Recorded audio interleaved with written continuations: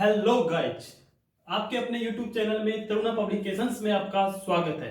तो आपको जैसे हम पिछली क्लास में कैलेंडर सब चैप्टर का टाइप फर्स्ट और सेकंड पढ़ चुके हैं। अभी तक आपने वह वीडियो नहीं देखी है तो नीचे डिस्क्रिप्शन में इसकी लिंक डाल दी गई है, वहां जाकर वह वीडियो देख लीजिए। और आज हम स्टार्ट करने जा रहे हैं कैलेंडर चैप्टर का टाइप थर्ड।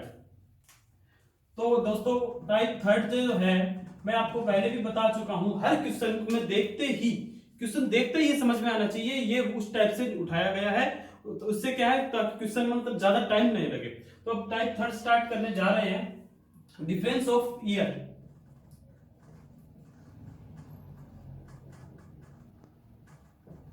आपको मतलब टाइप जो है माइंड के अंदर रखना है कि हाँ, टाइप फर्स्ट में क्या था।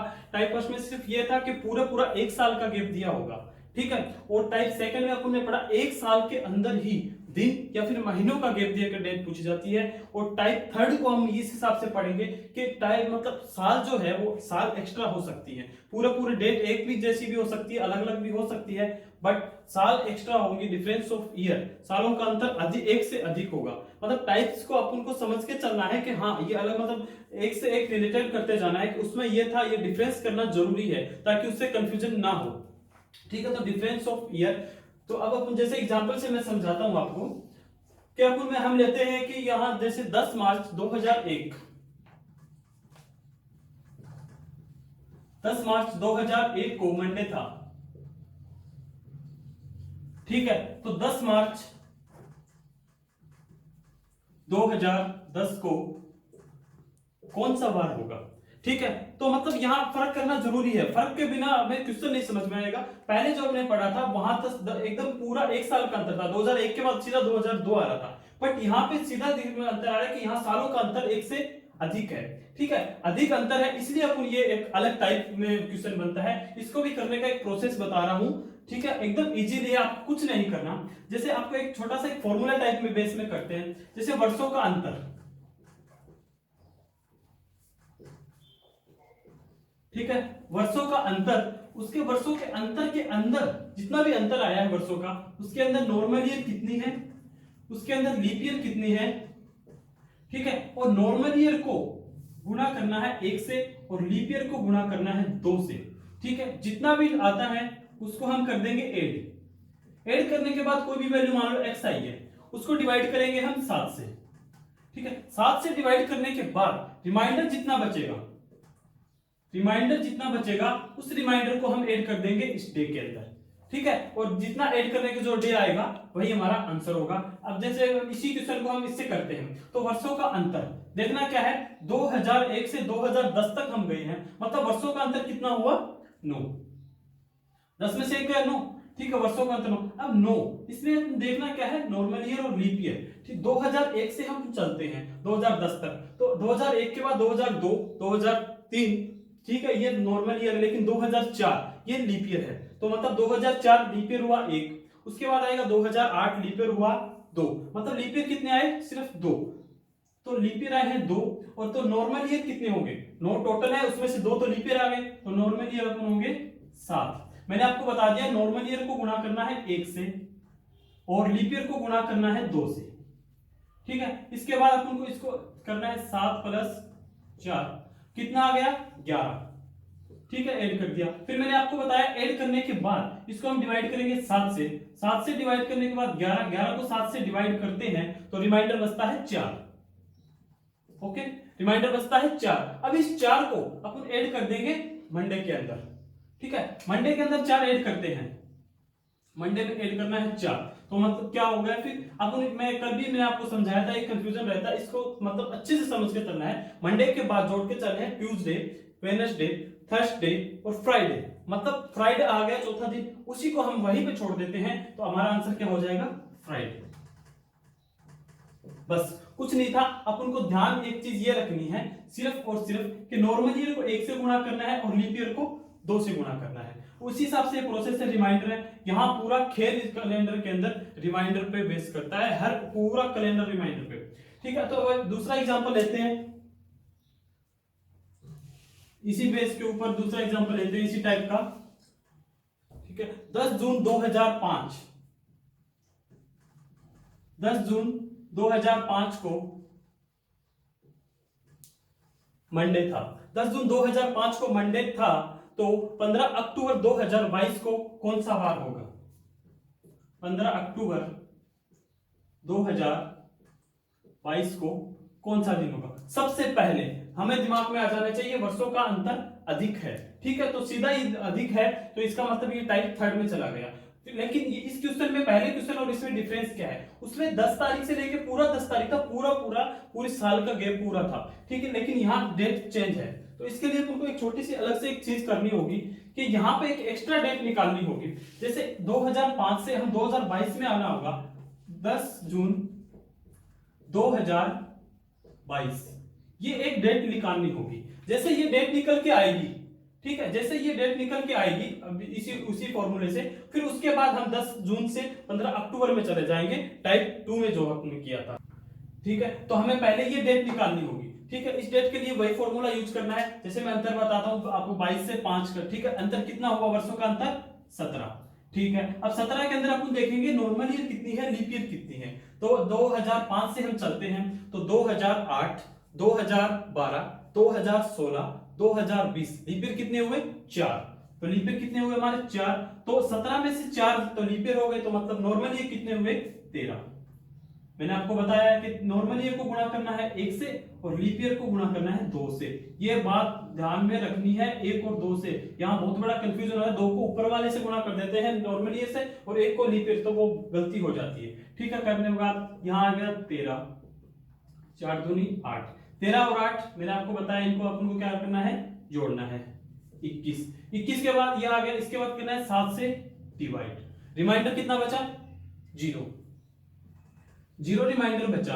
अब ये बताओ, 0 रिमाइंडर बचा तो अपन क्या करते थे? इस रिमाइंडर को इस डे में ऐड करते थे, ठीक है। तो अब 0 रिमाइंडर बचा मतलब कुछ नहीं बढ़ेगा। इसका मतलब 10 जून 2005 को अगर मंडे था तो 10 जून 2022 को भी मंडे ही होगा,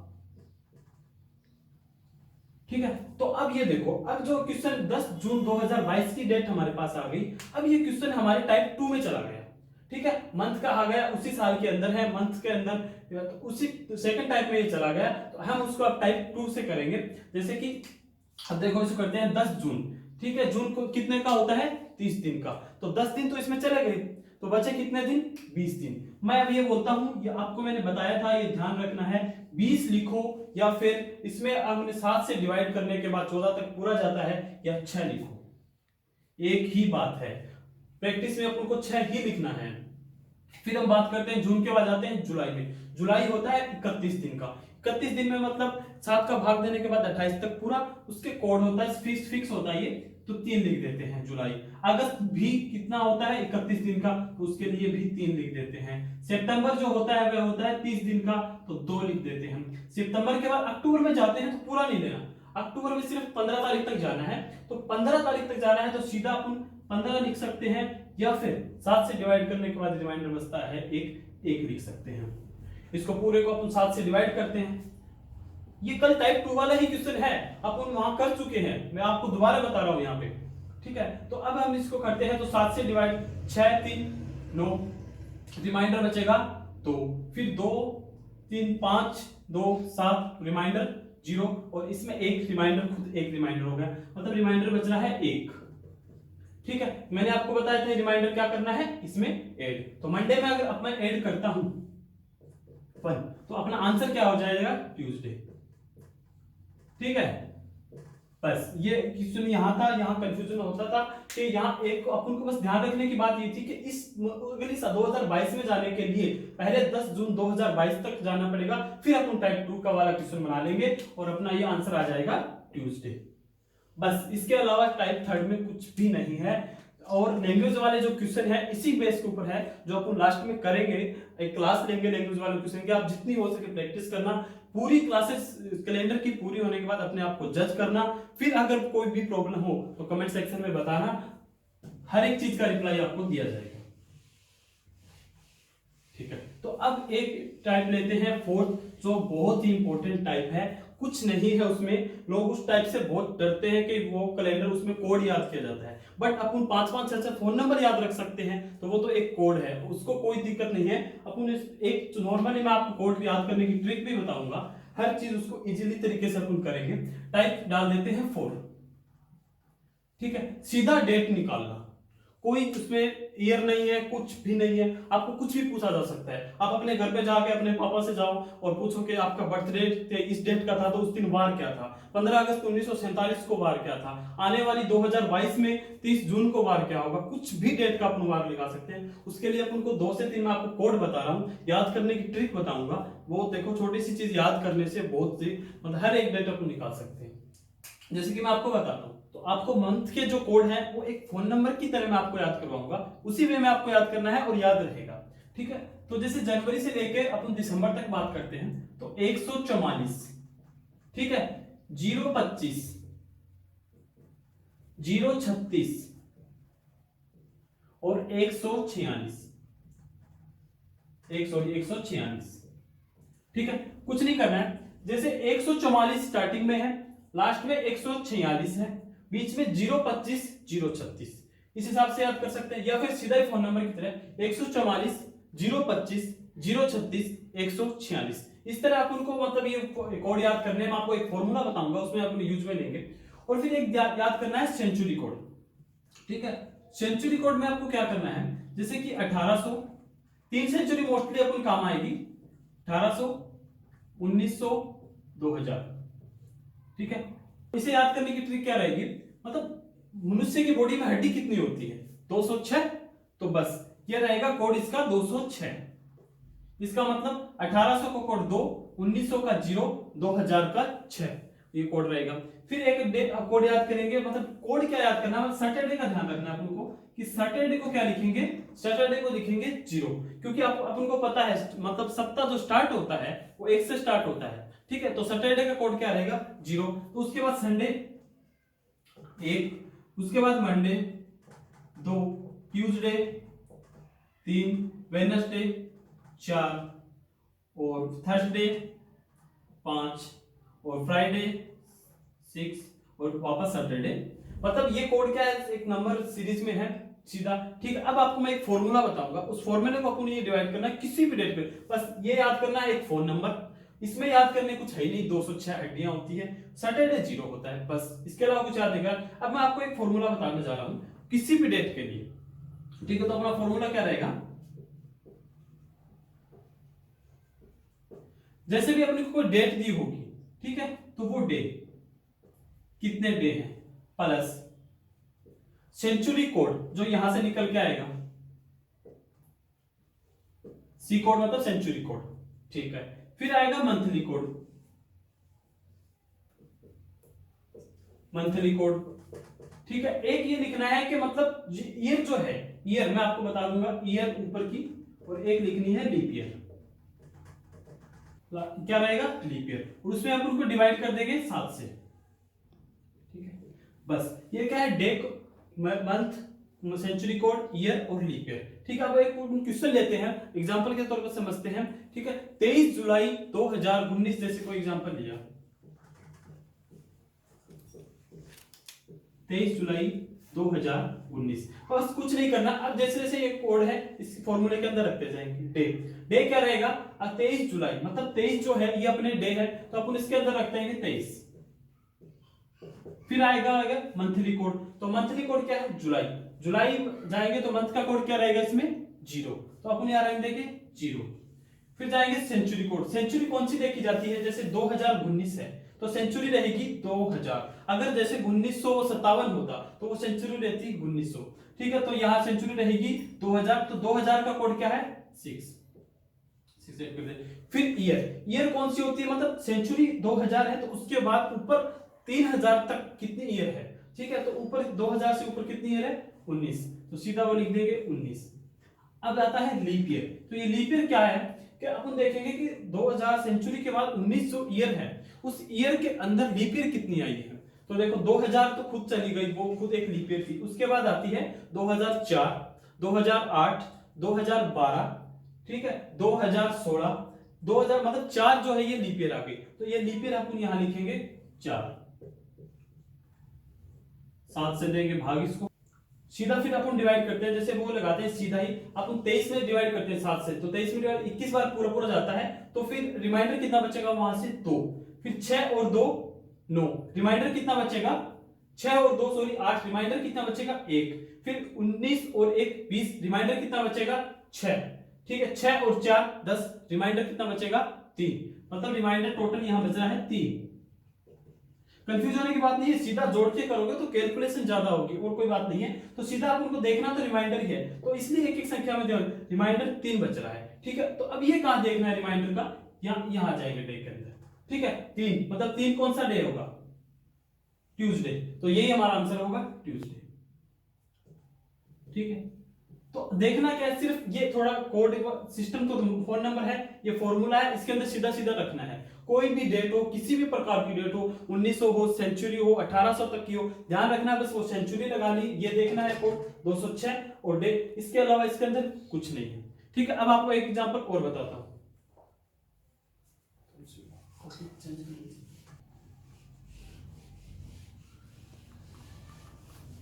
ठीक है, तो अब देखते हैं एग्जांपल नंबर 2। ठीक है, जैसे कि मैं बोलता हूं कि 26 दिसंबर 1999 को कौन सा वार था। 26 दिसंबर 1999 को कौन सा वार था।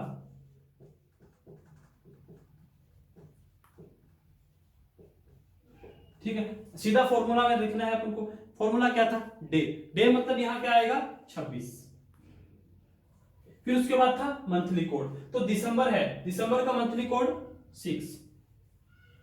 ठीक है, फिर आएगा सेंचुरी कोड, यहां देखो 1900 है, तो 1900 का सेंचुरी कोड क्या बताया था, 206 में से बीच का जो था वो 0, तो सेंचुरी कोड यहां आएगा 0।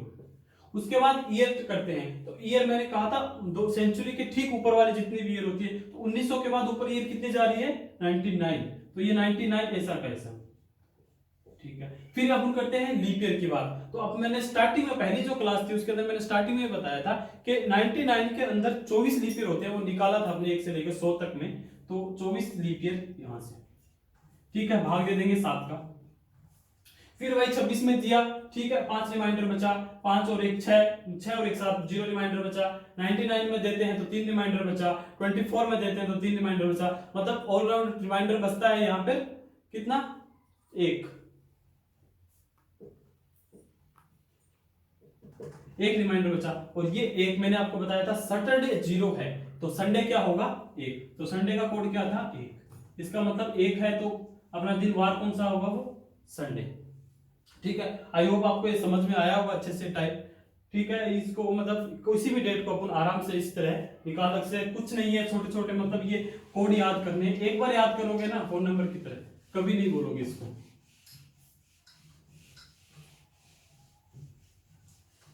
अब टाइप तो लगभग ये इतना ही होता है, और लैंग्वेज के क्वेश्चन होते हैं। अब छोटा छोटा एक एक दो क्वेश्चन बने हैं कॉन्सेप्ट से ही, वो मैं आपको बता रहा हूं।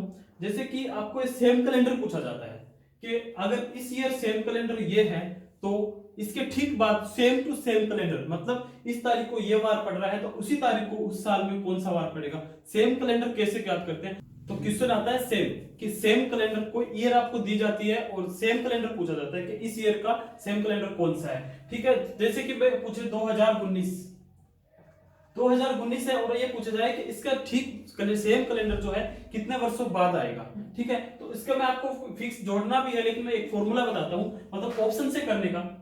क्योंकि जैसे पूछा सेम कैलेंडर कितने वर्ष बाद आएगा, तो जैसे ऑप्शन दिया है 2029, 2030, 2031, एवरीथिंग कुछ भी। ठीक है, तो अब जैसे सीधा डालते हैं तो वो लिखते हैं कि डिफरेंस ऑफ ईयर, फॉर्मूला रहेगा डिफरेंस ऑफ ईयर। ठीक है, डिफरेंस ऑफ ईयर और उसके अंदर लीप ईयर कितनी है, और भाग लगाते हैं 7 का। ठीक है, तो जैसे कि 2019 है तो अब चेक करते हैं ऑप्शन से, तो 2019 से 29 तक जाते हैं तो डिफरेंस कितने हुए 10। उसके अंदर लीप ईयर कितने हुए, तो 2019 से 29 में जाएंगे तो 2020, 24 और 28, लीप ईयर कितने होंगे 3। ठीक है, तो ये देखो पूरा पूरा भाग नहीं जा रहा, रिमाइंडर 0 बचना चाहिए, रिमाइंडर इसमें नॉट इक्वल टू 0 बच रहा है, तो इसका मतलब ये ऑप्शन क्या होगा गलत। अब चेक करते हैं 2030, तो डिफरेंस ऑफ ईयर मतलब 2030 कितने हुए 11 वर्ष हुए, प्लस इसके अंदर कितना वो आएंगे लीप ईयर कितने आएंगे 3, वही 3।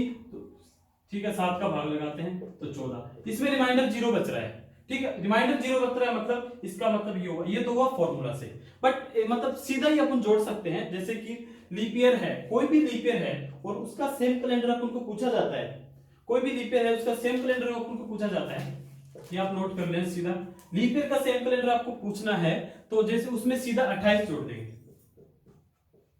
ठीक है, फॉर एग्जांपल मैं आपको कहूं कि 2008 जो है उसका सेम कैलेंडर कितने वर्ष बाद आएगा, तो कुछ नहीं करना, 2008 के अंदर अपन 28 जोड़ देंगे तो कितना आएगा 2036।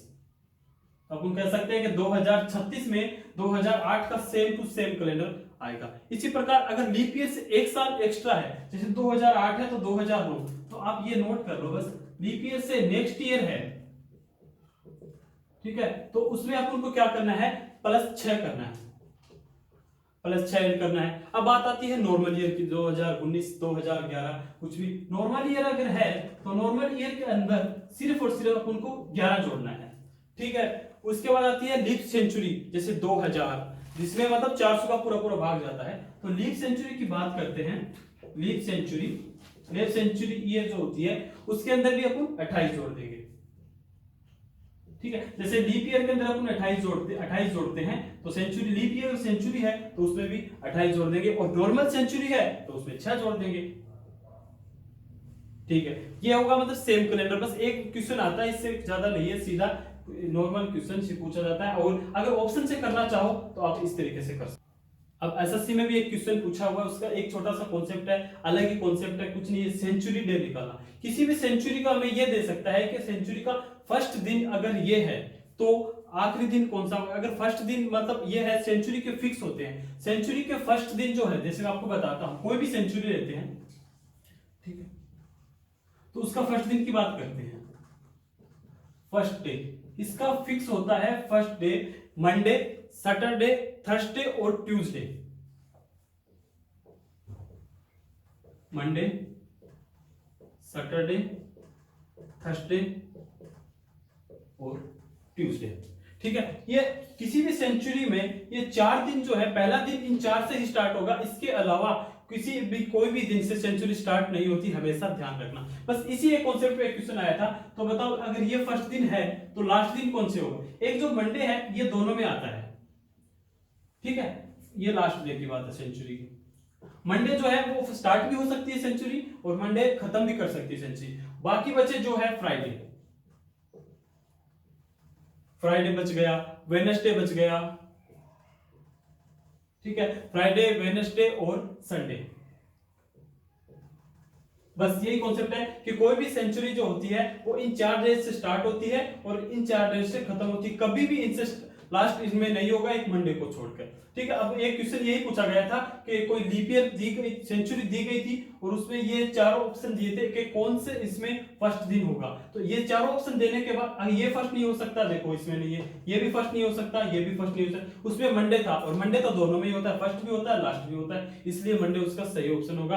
तो आई होप, मैं समझता हूँ कैलेंडर यहाँ मतलब कॉन्सेप्ट क्लियर हो चुके हैं। यहाँ फिर लैंग्वेज वाले जो क्वेश्चन मतलब मोस्टली अगर आप करोगे तो क्वेश्चन अटेम्प्ट होंगे, ठीक है, थोड़ा सा कॉमन सेंस लगाने, मतलब इसी यहीं से निकल के आते हैं सब कुछ क्वेश्चन, बट फिर भी हम कॉन्सेप्ट ये जो है क्वेश्चन लैंग्वेज वाले वो अगली क्लास में करेंगे, प्रैक्टिस क्वेश्चन भी करेंगे, ठीक है, सारे इसके सारे। और अब आप कैलेंडर पूरी क्लास स्टार्ट से लेके पहली क्लास दूसरी क्लास दोनों देखना, फिर अपने आप को जज करना, सभी क्वेश्चन करने की कोशिश करना, कोई भी दिक्कत आए कमेंट सेक्शन में बताना। अभी तक आपने क्लास को शेयर नहीं किया, चैनल को शेयर कीजिए, सब्सक्राइब कीजिए, और आपको विश्वास कीजिए, आपको रीजनिंग सब्जेक्ट जो है, नहीं हर एक सब्जेक्ट यहाँ पर इतना बेहतर तरीके से पढ़ाया जाएगा, इतनी बेहतर स्ट्रेटेजी क्लास भी आपके सामने आएगी। ठीक है, एक मतलब इसको सब्सक्राइब कीजिए और बेटर से बेटर साथ बनाए रखें। Thank you.